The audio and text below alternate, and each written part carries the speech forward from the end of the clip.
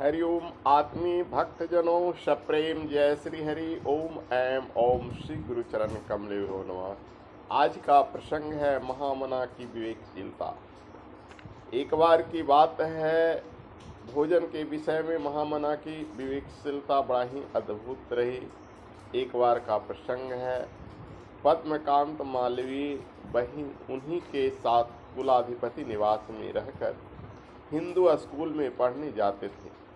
गोविंद यानी महामना के छोटे बेटे का भी परिवार वहीं उसी मकान में रहता था।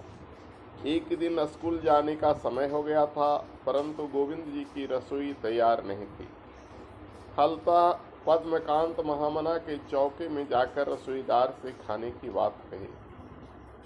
महामना पास ही पूजा पर बैठे थे। इनके कानों में यह बात पड़ी।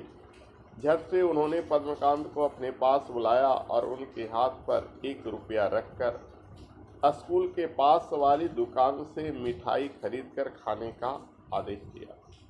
पद्मकांत आज्ञानुसार चले तो गए, लेकिन रास्ते भर उनकी शिकायत करते गए, कटु आलोचना करते गए। जिन्होंने भोजन तैयार रहने पर भी उन्हें रोक दिया था। 1 बजे लौटने पर रसोइया ने कहा, क्यों देर लगाई महाराज, तुम्हारे लिए हम बैठे हैं, अभी तक भोजन नहीं की। बालक को आश्चर्य हुआ।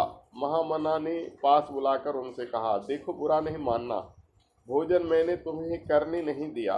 इसका एक कारण है, मेरे चौके का सामान बाबूसी प्रसाद गुप्ते के घर से आता है।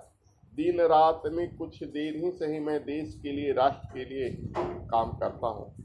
अतः मैं उसे पचा तो सकता हूँ, लेकिन तुम उसे पचा नहीं सकते। वह देश सेवक ही पचाने का अन्न है, जिसे विद्या सेवक के लिए नहीं। इसलिए मेरा चौका अलग है, जिससे मेरे देश सेवक अतिथि भोजन करते हैं, दूसरा कोई नहीं। मालवीय जी के इस कथन पर टीका क्या की जाए। इसे विवेकशीलता कहा जाए और उस विवेकशीलता को सत प्रणाम। वस्तुतः राष्ट्रहित, जनहित के लिए लगे व्यक्ति ही भिक्षा का अन्न या दान का अन्न ग्रहण कर सकते हैं, बाकी किसी गृहस्थ को वो पच नहीं सकता है। इस प्रसंग से ऐसी प्रेरणा मिलती है, तो अन्य लोगों को इस बात पर गंभीरता से ध्यान देनी चाहिए। हरिओम तत्सत।